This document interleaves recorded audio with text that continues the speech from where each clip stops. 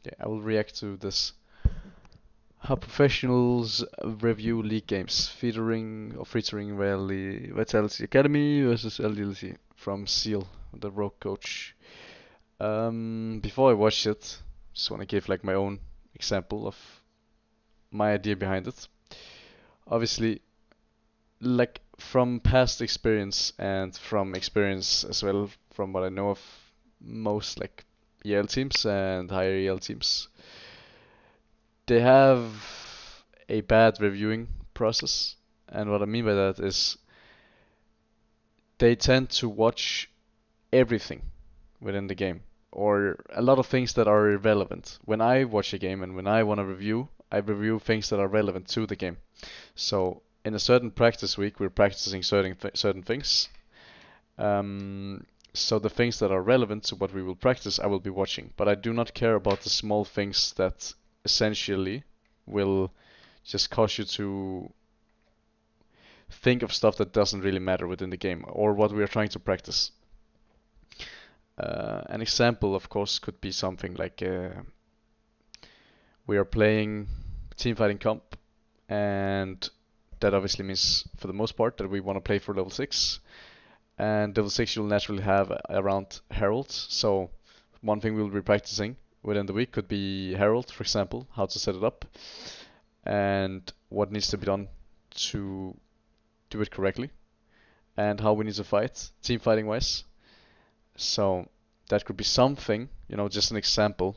Don't want to go too much in detail, um, but that could be an example.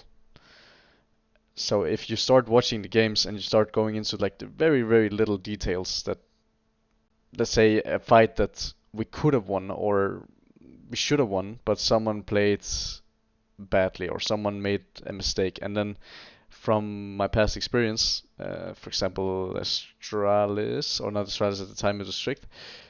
A lot of the time was wasted and reviews were wasted because of people focusing a lot on very useless stuff instead of focusing on what actually should be practiced and what actually matters within the practice week.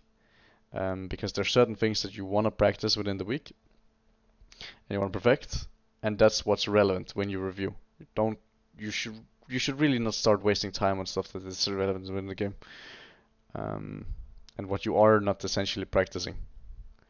You can touch on something briefly if absolutely needed, but most of the time reviews are wasted. Um, yeah.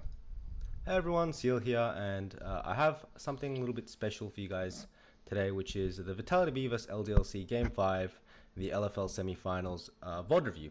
And I plan to make this video particularly because I think a lot of people out there are interested to see how professionals break down games, as well as to help coaches who are currently struggling with this aspect of their coaching game, analysis, breakdown, and kind of demonstrate what you should be doing versus what you shouldn't be doing.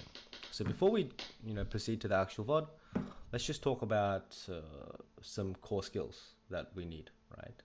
So the first point that I want to mention is that if you want a good VOD review, you really need to understand how lanes interact, and you need to have some sort of structure to how you view these lanes and how they go, right?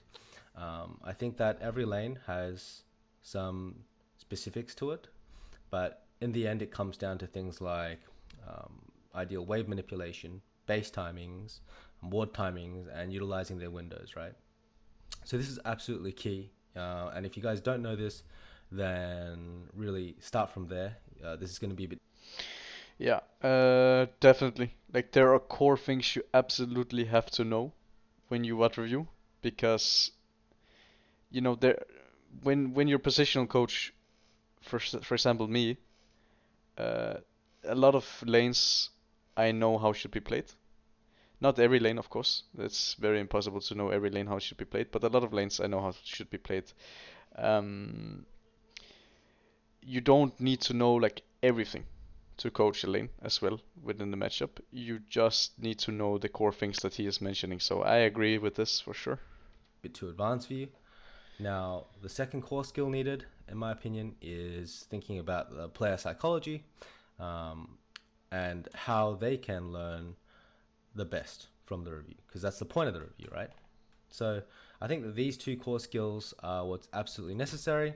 And what I'll be doing is just kind of going through the game and showing you guys what perhaps a intelligent coach that understands lanes reviews their games in an unstructured way, so a bad review, and then I'll do a shortened version, which should be the good review. Okay, so let's go into the What the fuck is going on? game, and we're gonna start off imagining that I'm in front of the players or in front of someone, and I'm gonna go through the game as if I am reviewing and just narrating my thoughts, because in my head this is a mistake that a lot of beginner coaches make. They go through every single play, every single moment, and they don't define key moments, right? Yeah. This is what I touched upon as well in the beginning of the video, right? In the beginning. If you touch upon everything, you're wasting time. You're essentially not using the time that you have professionally, and you are you're cluttering the players as well, because if you say everything and you go over every single fucking thing, no one can remember anything relevant from the game. So there are key defining moments within every single game that needs to be touched upon.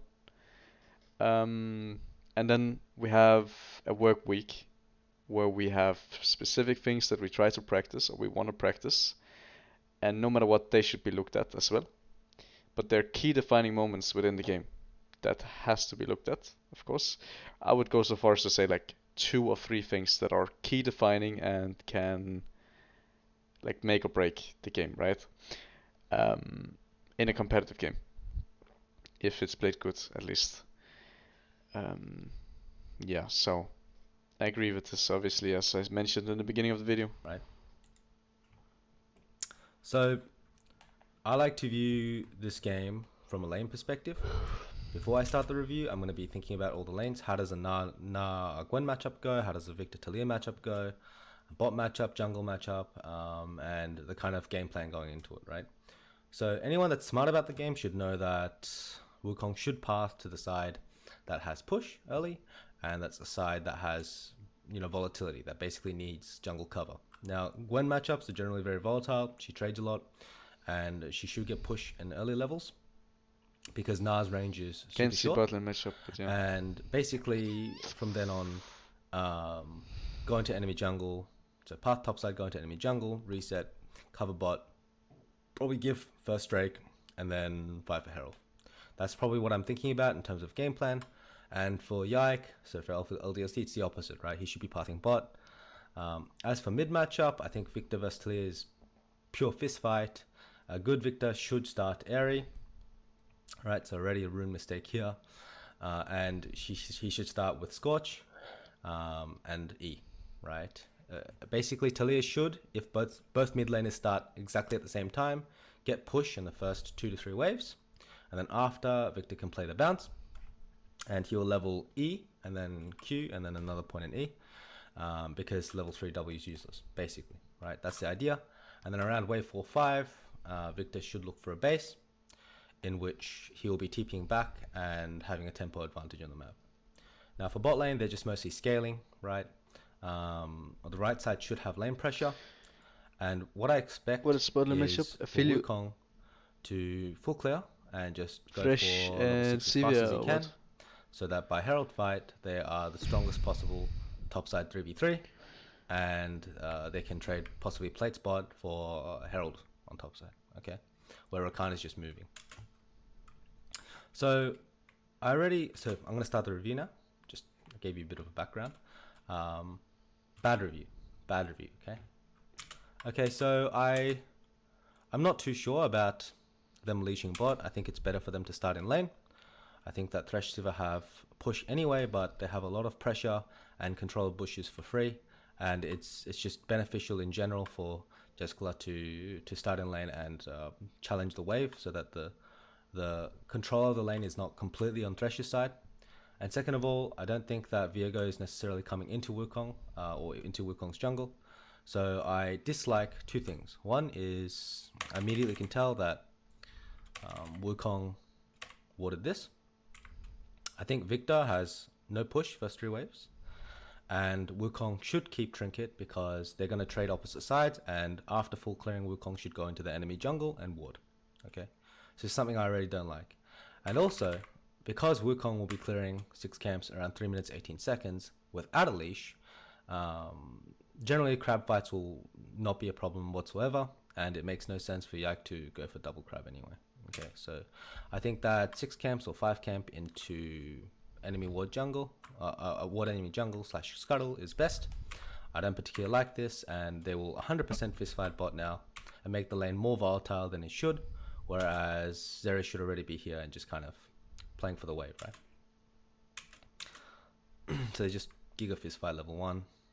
Shouldn't necessarily look like this. It's because they can see the third bush already.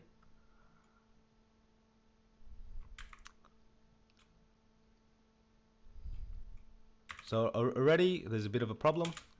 You know, Wukong has Trinket. This sweeper will be very low value because jungles are trading opposite sides. He won't be able to get a ward deep into enemy jungle. Talia will get pushed on first 2 waves, as I said, and he will ward blue buff. Now, something else I noticed is I think Wukong's clear is very slow. He should be done with Raptors at 2 minutes 37 seconds or 38 seconds after 1 smite without a leash. So he should be 5 to 10 seconds faster. So clearly something happened in his clear, because if you look, he's done around 46, right? So Wukong should already be like here, okay? Be here, almost halfway done with his Raptors with the leash, right? And without the leash, he should still be almost at his wolves, right? So 2 minutes 37 to 2 minutes 38 seconds if he cleared properly. Already I see a big problem.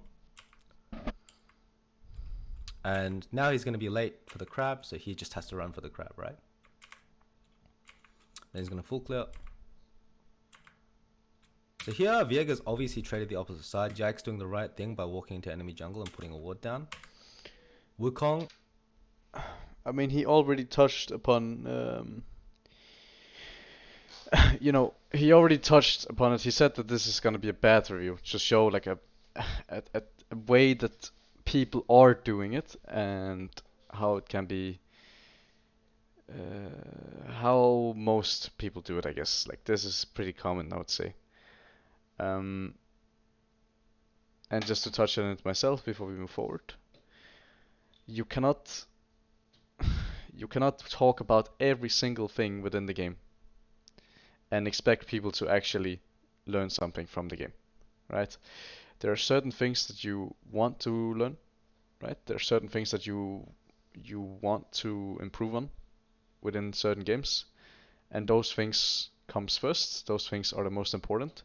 But stuff like Wukong clear, for example, is something that you shouldn't talk about too much in a team game or in a team review. You should tell him yourself, and you should positionally coach the Wukong or the jungler so that he doesn't do this, because this has no relevance to, I mean, it has relevance to the other players, but you clutter by talking about everything within the game. And yes, he talked about Airy and Scorch on Victor, and yes, I for sure agree on that. If you run full scaling runes, you cannot, I mean, you can still play aggressive in mid, but you can take control over this matchup at a certain point within the game, so it's no reason to go Phase Rush as well. As Phase Rush is just a shit rune, and it's also a shit rune in this game. Yeah, but either way, like, just to focus on what matters, right? If you talk about everything, you're griefing. if he cleared correctly, should do exactly the same In thing. my opinion. But now he needs to insta recall because he needs to cover bot on this push. Right? Now, Yeah. Siva makes a mistake, dies. This is Wukong's opportunity to delay his tempo a little bit and just ward enemy jungle, okay? Normally what should happen is the Krug should already be warded and Wukong should be basing. Right? So Wukong should be in enemy jungle basing right now with a ward and enemy Krugs and 6 camps. Yeah, and also, of course, Sweeper level 1. it doesn't make sense when you know that first of all you're not gonna gank, you're not gonna be playing a 2v2 or 3v3, so it's just gonna be trade-off as you said, right? With Viego going bot side, Wukong going top side, and then you just place ward on the golems. Basically, what Jack did is what you want Wukong to do. You cannot see the map. 1 second, I will fix that. He did full clear into what golems, which you should have done as well. And Wukong doesn't make any sort of sense to put your sweeper level 1. Like, what are you trying to achieve with the sweeper? Not sweeper, but ward level 1 into sweeper. It's done.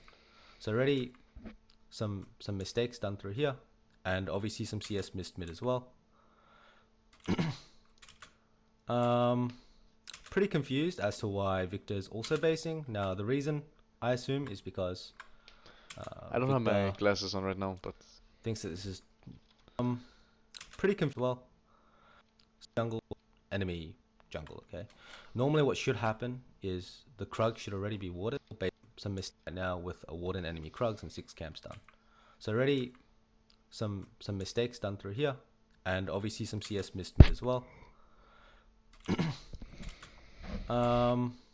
Pretty confused as to why Victor's also basing. Now the reason I assume is because Victor thinks that this is best to base TP, but it's almost always better to just push on tempo here, right? And save mana and then TP back. Or walk to lane and hold TP if necessary. Confused as to why Victor's also basing. Now the reason I assume is because I don't think he should even have TP. I see no reason of having TP in this lane. I see no reason to have TP. I think you should go Ghost here. Flash Ghost for mid-late fights. You can always get your base off. That should never be a problem in this situation. Or not in this situation, but in this matchup, in this game specifically. You should always be able to get your TP off. Or not TP off, but base time off. She will bounce waves early on, and it doesn't really make sense. But if you go TP, I agree. You just bounce the wave and then you push in and walk back, unless you want to make a play, meaning that you want to keep TP, but you want to keep prio or try to keep prio and then make a play, but that doesn't make any sense to do at the stage. Almost always better to just push on tempo here, right? And save mana and then TP back, or walk to lane and hold TP if necessary, right? Also, it's just better for Victor to ward because, as you can see, he's still not used his first trinket, and the game isn't what it should look like, right? Ideally, I expect this to be warded. I expect Victor to have lost his trinket at level 1. He should be already pushing this and holding his mana, and then he should be walking to lane or TPing, right? So a little bit weird on all fronts. And now Yak can just be on any side of the map, right? They have no idea where the jungle's playing, and as I said, all Gwen matchups are very volatile. Now this is bad because now actually has a lot of pressure at one item, and then especially inside. So Gwen kind of wants to make sure that he's like happily scaling in the lane, so he can get to 2 items as fast as possible. Any kind of delay is very bad. And once again, Skeen's running to bot side, just taking his Krugs. Full information on him. He's seen by enemy jungle. They know exactly where he is. They know exactly what to do. And Rakan just using a move mid because they killed bot and they have tempo on map, so he has 1 turn to move mid. Pause. I'm going to stop here because this is an example of a bad review. Okay? Bad review. Now, a good review. Now, let's talk about a good review. First of all, the first thing I would do is talk about what the players want to look at first. Okay? Here's a golden tip for all you coaches out there.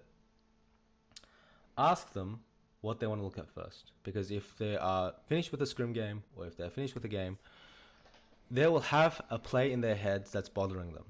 And I want to remove that thought, and I want them to focus on the pure concepts and the systems that make a team good, that make a team consistent, right? So for example, in this case, let's just say I want to talk about level 1, but Gwen wants to see top gank. I'll say Okay, guys, before we start the review, is there anything you guys want to look at? Right? It's a small, nuanced thing. A lot of players that I've worked with in the past don't appreciate it to begin with, and the more they work with me, the more they start to appreciate it. This is a big, big tip, okay? So before the review, that's what I like to do. And then going into the game, I'll just review the main concept. So first of all, I would come here and I would say, Mm, for the tip that he's saying, right? I don't agree. I think it's situational to the players that you have because there are certain players that can take over a situation, and if you are as a coach or like if you are a newer coach or whatever, you cannot stop them. Like they'll just continue. And then there are certain players that trust you fully and allow you to do your job, right? As the coach. But if you have the players that like there are certain players as well that have this situation in their mind, what he's saying, right? Like, is there something you want to look at before we start the review? And if they don't get to say this, that is all they're thinking about within the game. I've had certain players like this before as well. That's all they think about within the game. And then everything that we're talking about, everything that is relevant, every concept that we are talking about, they don't like think about it. They don't have a clear mindset within the review. Obviously, this is a really shitty mindset, but there are certain players that are like this, and yeah, I mean that's just obviously really disgusting mindset. But you cannot control that if you have already picked up the player. But I think it can be good. It can also be a waste of time. But yeah. So for the bad review, just to give like a quick TLDR, if you talk about everything, which he did, right? He talked about every single thing within the game that happened that was a mistake. You are cluttering. No one can remember anything after the game. They can remember maybe one thing or two things, and then when the next day comes, they will forget it. Because if you talk about every single thing, every single mistake within the game, you are cluttering, and that just has to stop like really fast within the scene. But it requires people to speak up, like SeeEl, for example, or me. okay, guys, we've covered what you guys want to look at. You just have to you have to say it. People have to know how to scrim. People have to know how to build teams. People have to know. They have to learn first, right? Start with our level ones. Is our level one planning good? Okay. We know that Skeens wants to pass topside to the volatile side. We know that Viega will probably trade sides on the opposite side. Okay, so he's going over a good Is review our now. in In game, his mind, he's going over a good review now, right? Thing. Is there anything you guys want to look? Let's just say I want to concepts and the system remove and look at first. One tip for what the players want to look at first. Now, this is an example of a bad review. Yeah, this is a bad review. So now he's going over a good review. Is there anything you guys want to look at? And what he, in his mind, is a good way of reviewing. A lot of players that I've worked with in the past don't appreciate it to begin with, and the more they work with me, the more they start to appreciate it. This is a big, big tip, okay? So before the review, that's what I like to do. And then going into the game, I'll just review the main concept. So first of all, I would come here and I would say, okay, guys, we've covered what you guys want to look at. Let's start with our level ones. Is our level one planning good? Okay. We know that Skeens wants to pass topside to the volatile side.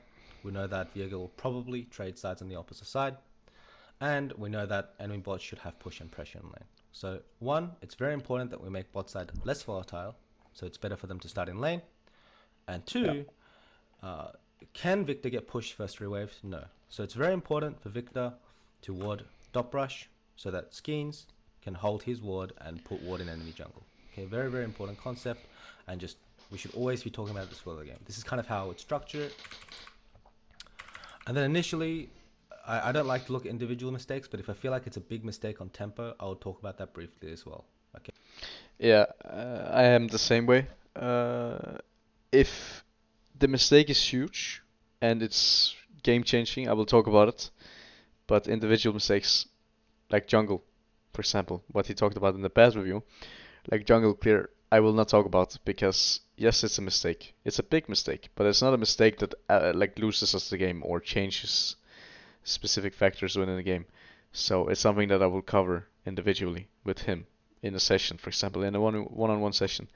Um, just quickly want to hear. I like to look at individual mistakes, but if I feel like Yeah, and obviously level one is always important. The way that we view level one, the way that we think the game should be played out, the first 5-10 minutes. So yeah, of course, it's very important to talk about every game, and and then I will do the same. initially, I don't like to look at individual mistakes, but if I feel like it's a big mistake on tempo, I'll talk about that briefly as well.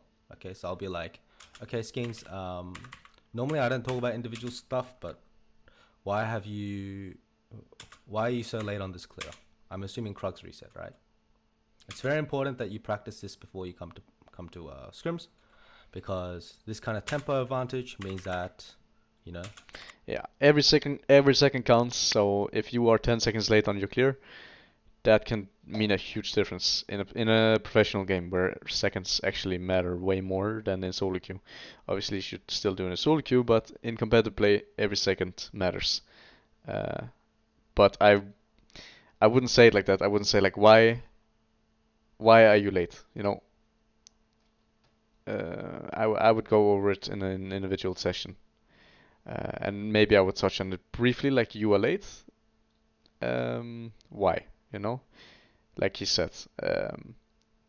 But yeah, just want to touch on it briefly. I would definitely not spend time on it, like more time than maybe 10 seconds. Um, but I would most likely cover it more in an actual individual session, like talk about clears and why they actually matter so much. Make sure that the player understands like every second matters and show him like for example you being 20 seconds late on your clear means that you are not in the X situation that we wanted to have happened when we started the game, right? And if we wanted to practice a certain thing, let's say we want to practice Herald setup, if you are 20 seconds late on your first clear and then you are 10 seconds late on your second clear, that's 30 seconds, right? And that can mean a huge difference for how we play the Heralds. So just making sure that the person, the player, the jungler knows and understands like the chain reaction of the mistake that he's making. You'll be late on your camps, like. But I don't think I would be talking about it in an insane amount prior to, or not prior, but in the VOD review. This, right? But You should max already be done spend with 10 your seconds 6 on camps, and you should be on this Krugs, on this scuttle, and then post scuttle around 3 minutes 35 seconds, you should be going into enemy jungle, right? So now you are wasting a huge amount of time on taking a scuttle crab, pathing back down this way, and not warding on the enemy team, right? Enemy jungle. Wait, he So did. Oh yeah, he did scuttle. on your camp. He did. Important that you push means that to be done with. He did scuttle into spaghetti clear. He did scuttle into walking back. Okay, that's really disgusting, but yeah. Your 6 camps, and you should be on this Krugs, on this scuttle. And then post scuttle around 3 minutes 35 seconds, you should be going to. And I also wouldn't expect the player to have a pixel perfect clear, but 5-6 seconds later than what it should have would be acceptable. Obviously, in a perfect world, he should have a perfect clear. Something that is very fucking important to practice as a competitive jungler, especially in the level that they are playing in. Because it can mean the difference. It can make the difference. You know, Yak is done with his full clear.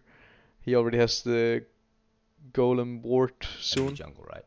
So now you are wasting yeah, it makes a huge difference, and this is a disturbing. huge amount of time on taking a scuttle crab, pathing back down this way, and not warding on the enemy team. But I just want to touch on it briefly. Like, obviously, I will try to keep my mind focused on the actual what review that he's making, right? Right, enemy jungle. And give my opinion on that and not the specific game. You have no idea.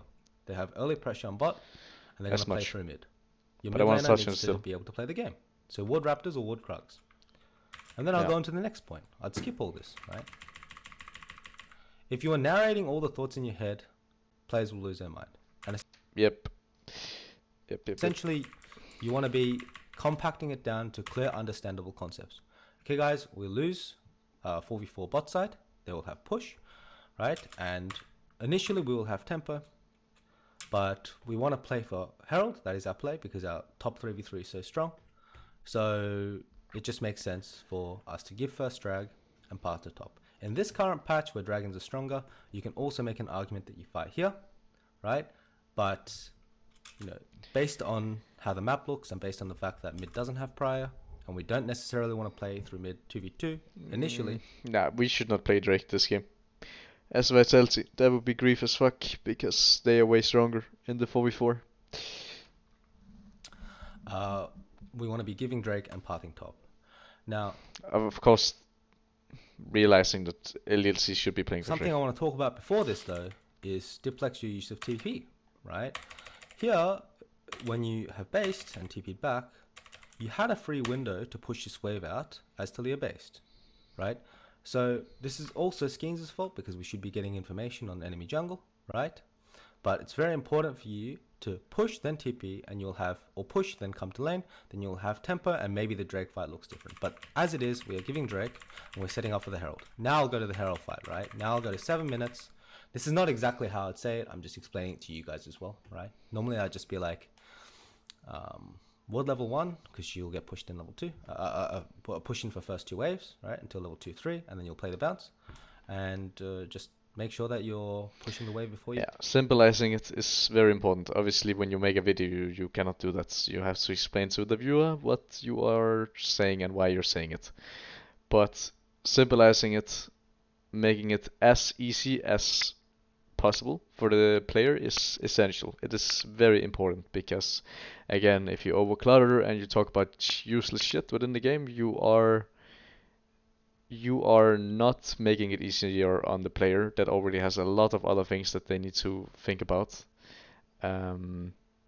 So yeah, it is just essential. Base, I mean, right? Simplify, right? Compact information. Then go into key concepts. Are we talking about Herald at 7 minutes? Right?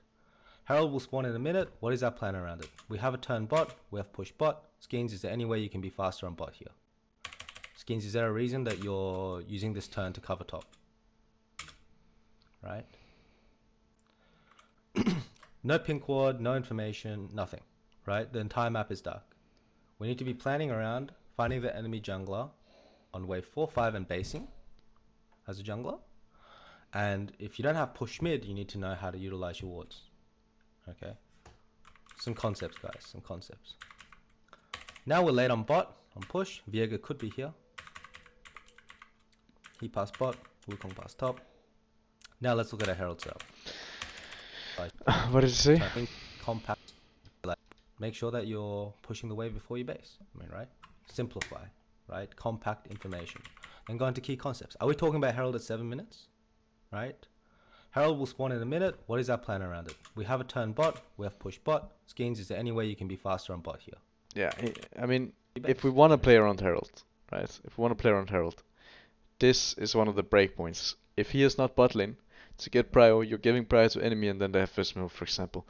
And if we don't talk about it, like either let's say just like specifically in the practice week we want to play around Herald, as I mentioned in the beginning of the video, right? If we don't understand how to do that and we are trying to do it within the game, of course that'd be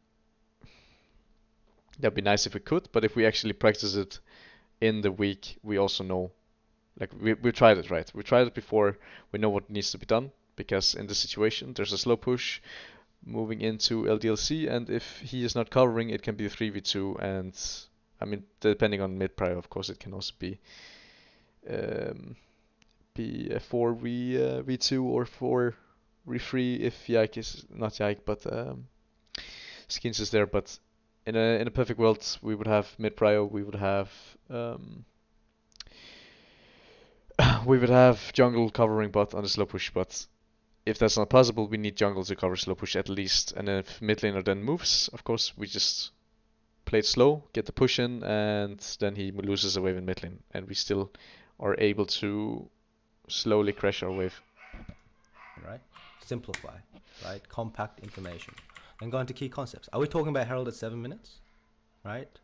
Herald will spawn in a minute. What is our plan around it? We have a turn bot. We have push bot. Skeens, is there any way you can be faster on bot here?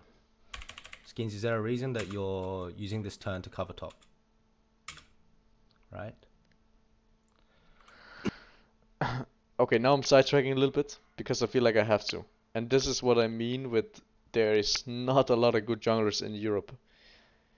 Because in a situation like this, if the top laner, let's say Suganda says, you need to cover me on top here. A good jungler would say, no, I don't need to cover you top here. Viego is not going to be here. And if he is here, it doesn't matter. We need to push on bot and then we can play around the Herald.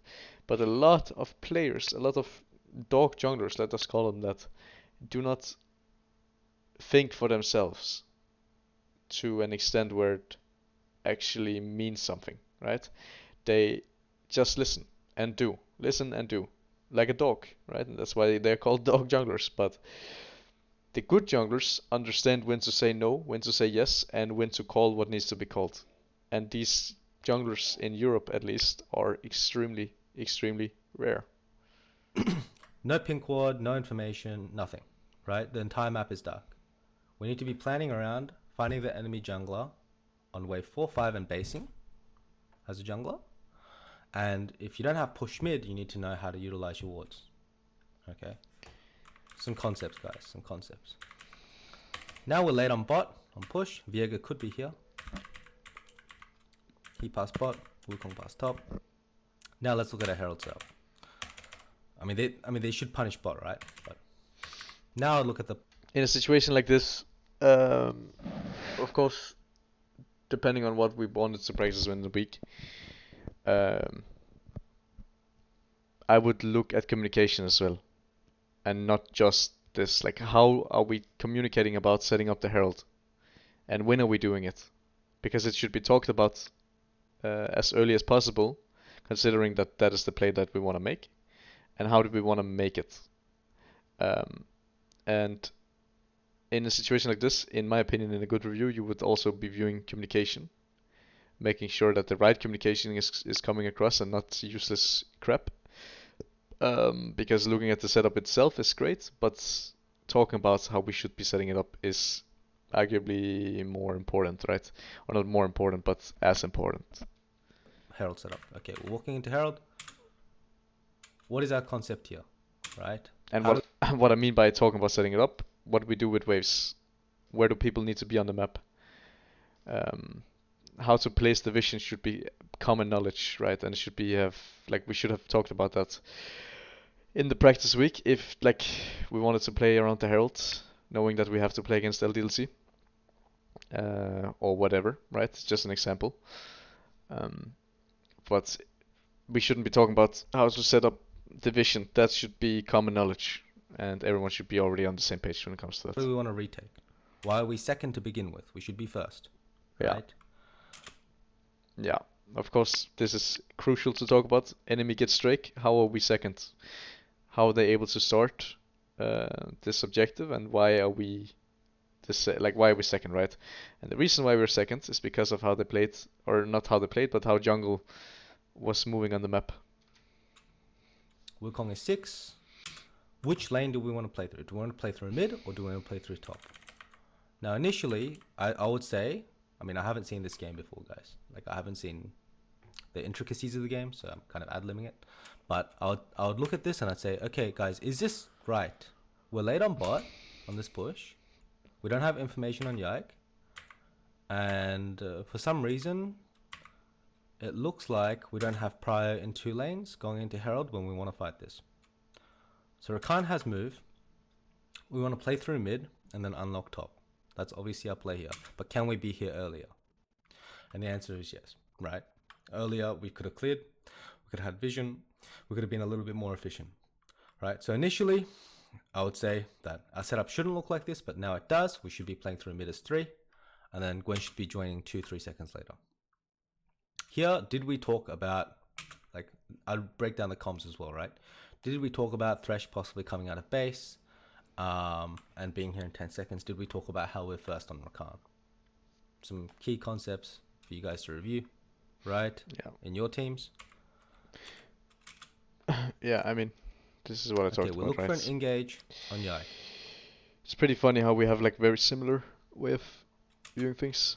Was this the both correct... in this video and the other video? that he put out. Uh, I've never talked with him before. Never seen a video of him before.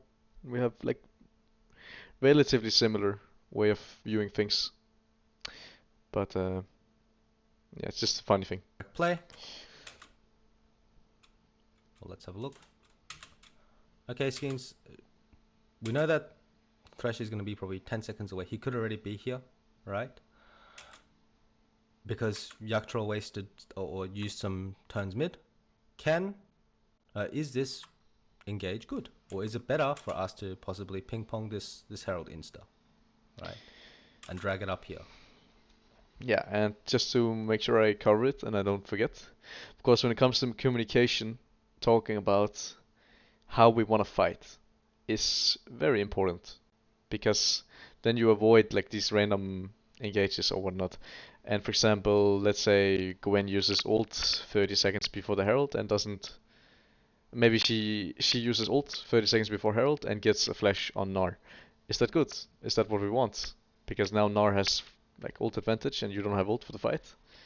And is he still able to TP back? Whatever, right? So talking about how to actually fight is also something that to me is very important, at least.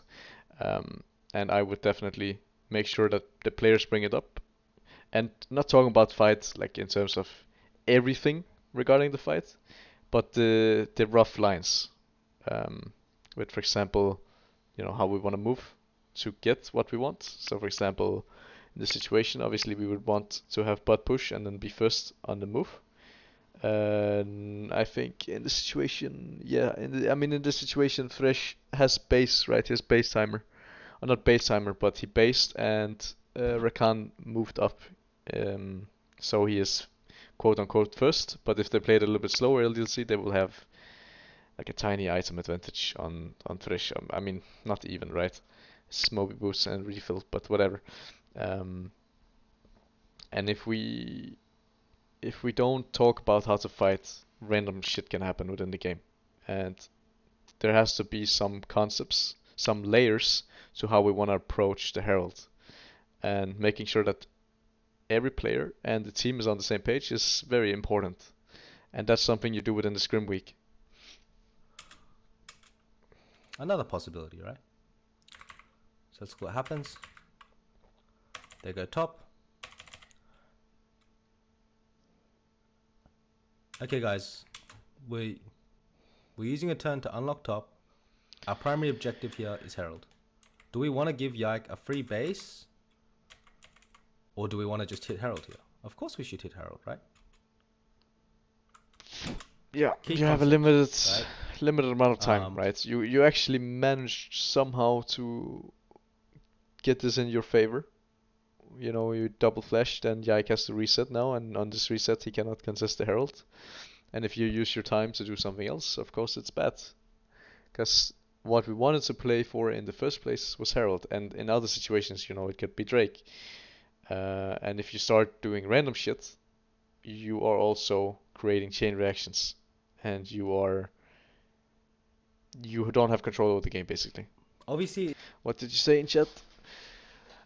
Different task, find a coach that suggests another approach. Yeah, I mean, if you have one, if you have another review like this, I would watch it, I think.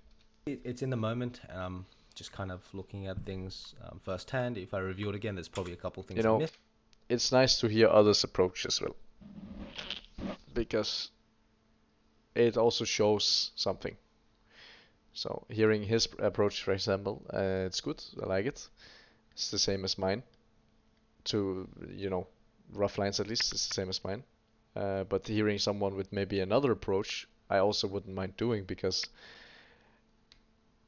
if I disagree with some things, I might learn, he might learn. We might, like, it's all about growing, right? And if you have the same, if you have the same ideas, you have the same structure behind how you do things, you can't really learn that. And you can also become stagnated, but in my opinion, this is the absolute best way of reviewing games. Right? But basically, in reviews, it's really important to have structure and to talk about key Yeah. concepts. Herald, retakes, Baron. Are we opening on 3 lanes or are we opening? Yeah. So also I don't agree fully with this, but I don't. I will give him the benefit of the doubt. You don't want to talk about everything. And key concepts, it doesn't have to be like Baron, um, Herald, whatnot. I mean, in the official game, of course, but in scrim game, I wouldn't talk about things that doesn't matter. Let's say Baron at 25. If the game is gone completely to shits and it hasn't gone how we planned it, and the game is just like irrelevant, right? At a certain point, I wouldn't go over it because it's a waste of time. I would I would not clutter the players with a situation that should never ever unfold in the first place.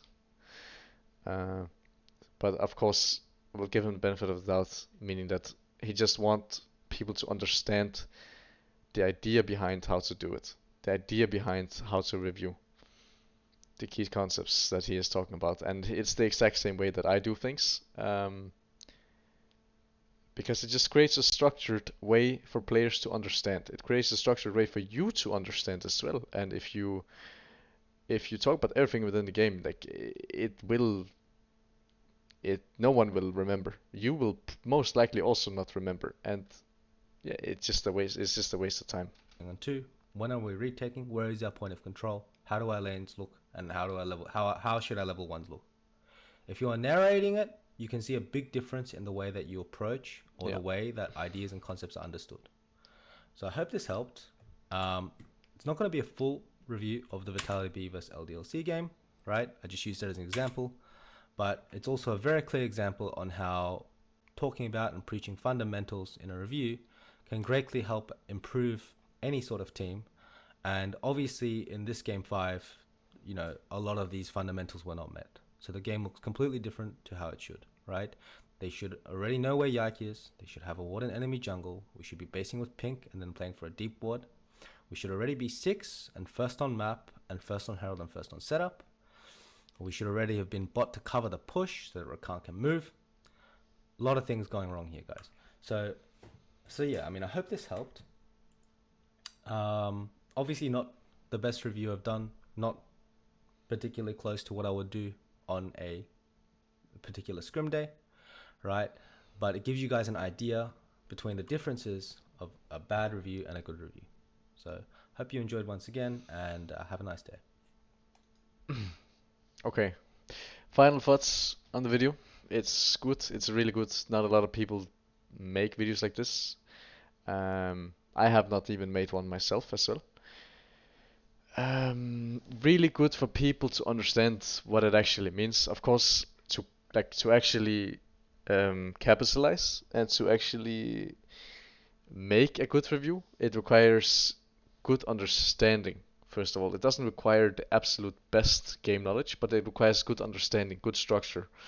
On my Patreon, you can also find like a session of where I do it, and how I would approach to some extent. Of course, this is just like it's just an example, but the understanding of how to actually review games.